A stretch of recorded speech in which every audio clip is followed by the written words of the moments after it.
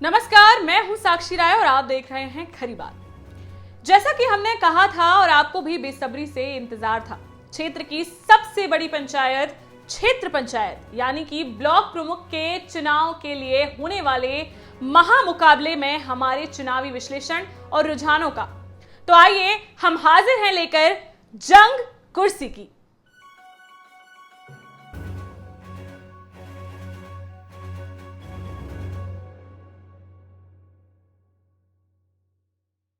वर्ष 1995 में देश में पंचायती राज लागू होने के पहले ब्लॉक प्रमुख चुनाव सांसदों व विधायकों की नाक का सवाल होते थे। पूरे जिले की निगाहें गांव-गांव में होने वाले प्रधानों के चुनाव पर टिकी होती थी। प्रधान ही राजनीति की मुख्य भूमिका में होते थे। प्रधान के हाथों में गांव की पूरी बागडोर तो होती ही थी, साथ ही ब्लॉक प्रमुख और जिला पंचायत सदस्य का चुनाव भी प्रधानों के वोटों से होता था। उन दिनों चुनाव में धन बल का भी कोई खास प्रभाव नहीं था।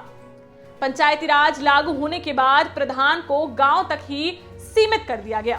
क्षेत्र पंचायत के लिए अलग से सदस्यों का निर्वाचन होने लगा, जिसके द्वारा अब ब्लॉक प्रमुखों का चुनाव होना है।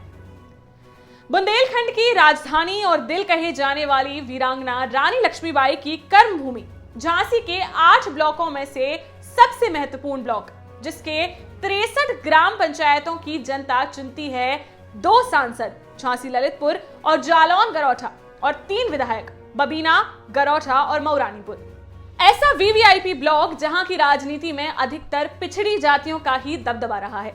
1-2 मौकों को छोड़ दें तो शुरुआती समय में कांग्रेस पार्टी और अब समाजवादी पार्टी का परचम ही इस ब्लॉक में लहराता रहा है। पर इस बार तस्वीर कांटे के मुकाबले की बनती दिख रही है। हम बात कर रहे हैं झांसी जिले के ब्लॉक चिरगांव की, जहां की ग्रामीण राजनीति की चाबी पिछले 50 वर्षों में अधिकतर मौकों पर पिछड़े वर्गों के ही हाथों में रही है। चिरगांव क्षेत्र की राजनीति में रुचि रखने वाले बुजुर्ग नेताओं और जानकारों से प्राप्त अपुष्ट आंकड़ों के अनुसार कांग्रेस शासन में क्षेत्र के असरदार नेता माने जाने वाले चंदवारी के रामनाथ मुखिया निर्विवाद रूप से लंबे समय तक चिरगांव के ब्लॉक प्रमुख रहे। देश में इमरजेंसी के ठीक पहले कांग्रेस के दिग्गज डॉक्टर गोविंद दास रिछारिया के करीबी माने जाने वाले और रामनाथ मुखिया के सुपुत्र प्रकाश सिंह नन्ना चंदवारी की ताजपोशी हुई। करीब 9 वर्ष बाद कांग्रेस की गुटबाजी के चलते राजा समथर रणजीत सिंह जूदेव के करीबी नर्मदा प्रसाद यादव मोडेई के हाथों में चिरगांव ब्लॉक की कमान आ गई।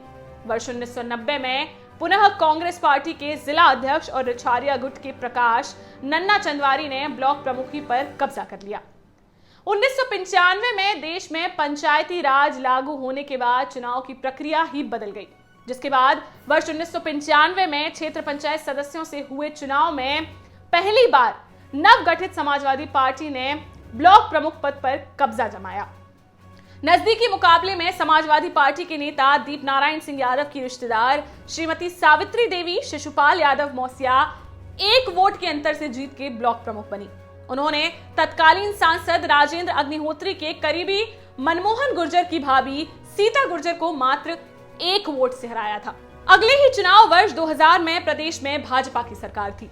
तत्कालीन सांसद राजेंद्र अग्निहोत्री के करीबी भाजपा नेता मनमोहन सिंह गुर्जर गढ़ुका ने कुल 64 में से 45 वोट पाकर सीधे मुकाबले में समाजवादी पार्टी की प्रत्याशी कल्याणी देवी डॉक्टर भारत सिंह यादव मिरौना को 27 वोटों के बड़े अंतर से हराकर पहली बार भाजपा का झंडा फहराया।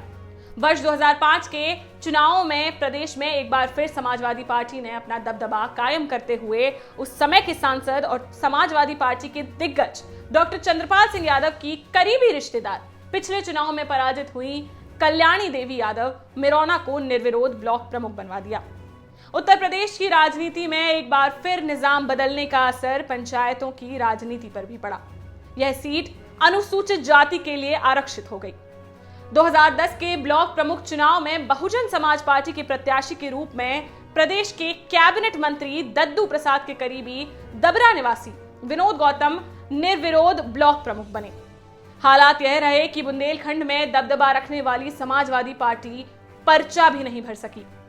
एक बार फिर निजाम बदला। 2012 में समाजवादी पार्टी की सरकार बनते ही सत्ता का इतना दबदबा बढ़ा कि बसपा के ब्लॉक प्रमुख विनोद गौतम को त्याग पत्र देना पड़ा और तुरंत बाद हुए उपचुनाव में चिरगांव के अरविंद नागिल बरार समाजवादी पार्टी के प्रत्याशी के रूप में निर्विरोध निर्वाचित घोषित किए गए।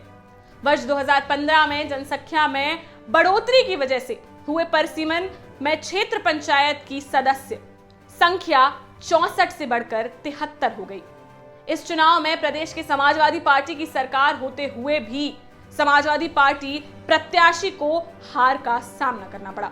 उस चुनाव में समाजवादी पार्टी के बड़े नेता और राज्यसभा सांसद डॉक्टर चंद्रपाल सिंह यादव के करीबी माने जाने वाले राम नरेश यादव ने सपा की अधिकृत प्रत्याशी श्रीमती गीता जितेंद्र प्रजापति के खिलाफ ताल ठोकते हुए अपनी मां रामदेवी अतर सिंह यादव को निर्दलीय प्रत्याशी के रूप में चुनाव मैदान में उतारा और तमाम कश्मकश के बीच 43 वोट प्राप्त कर 28 वोट प्राप्त करने वाली सपा प्रत्याशी गीता प्रजापति को 15 वोटों के बड़े अंतर से पराजित कर अपना दबदबा दिखा दिया। इस चुनाव में भले ही समाजवादी पार्टी के अधिकृत प्रत्याशी की हार हुई, पर ब्लॉक में कब्जा समाजवादी पार्टी का ही रहा। परिस्थितियां तो बदलने के लिए ही होती हैं। 2 दशक बाद एक बार फिर ब्लॉक प्रमुख का चुनाव भारतीय जनता पार्टी के शासनकाल में होने जा रहा है, लेकिन स्थितियां सत्ताधारी दल के लिए बहुत अनुकूल नहीं है। वर्तमान ब्लॉक प्रमुख रामदेवी अतर सिंह यादव के बेटे और पूर्व सांसद डॉक्टर चंद्रपाल सिंह यादव के करीबी राम नरेश यादव इस बार समाजवादी पार्टी के प्रत्याशी के रूप में चुनावी महासमर में सामने आने के लिए गोटे बिठा रहे हैं। चूंकि प्रदेश में इस समय सपा सत्ता में नहीं है, इसलिए पिछली बार की तरह उन्हें पार्टी में ही संघर्ष करने की स्थिति नहीं दिख रही है। वहीं सत्ताधारी दल भारतीय जनता पार्टी में प्रत्याशी बनने को लेकर ही जोर आजमाइश तेज हो गई है।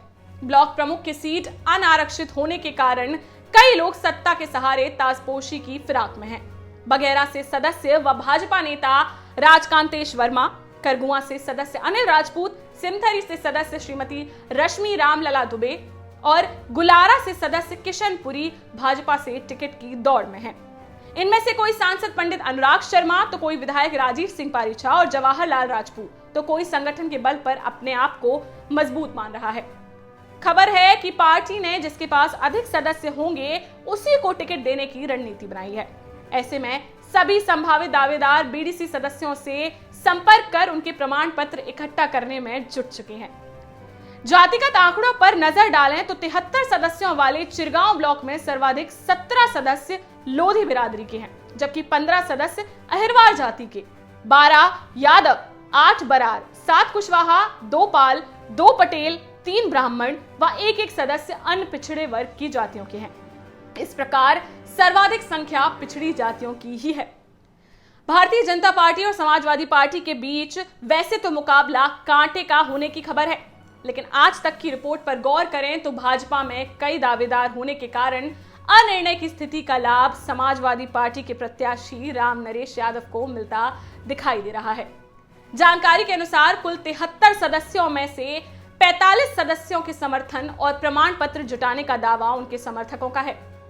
उधर भारतीय जनता पार्टी के चारों दावेदारों के बीच समर्थन जुटाने के अभियान में बघेरा के सदस्य राजकांतेश वर्मा लगभग 2 दर्जन सदस्यों के साथ अभी अन्य दावेदारों पर भारी पड़ते दिख रहे हैं।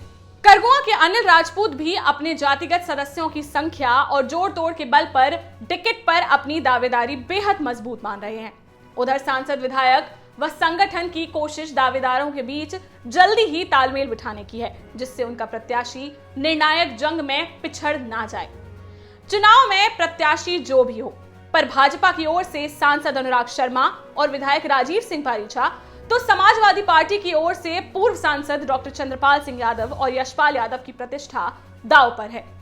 चुनाव की तिथियों को लेकर सरकार का कोई इशारा नहीं मिलने से चुनावी जंग अभी निर्णायक दौर में नहीं पहुंची है। चुनाव में अभी वक्त है। राजनीति के धुरंधरों ने अभी पासे फेंकने शुरू नहीं किए हैं। बिसात बिछने को है, गोटें बिठाई जा रही हैं। यह राजनीति है, एक पल में इधर और दूसरे पल में उधर। ऐसे में चुनाव के रुझान को स्पष्ट करना अभी जल्दबाजी होगी। पर चिरगांव ब्लॉक की राजनीति जोड़ तोड़ उठा पटक पर रहेगी हमारी पैनी नजर, और ऊंट किस करवट बैठता है फिर लाएंगे हम आपके सामने। इंतजार करिए हमारे अगले विश्लेषण का। जंग कुर्सी की। तैयार रहिए, जल्द ही आपसे मिलते हैं जिले के किसी दूसरे ब्लॉक के रुझान को लेकर। नीचे लाल रंग में दिए गए सब्सक्राइब बटन और बेल आइकॉन को भी दबाइए, जिससे हमारा अगला वीडियो हो आपके सामने। देखते रहिए खरी बात साक्षी मीरा राय के साथ।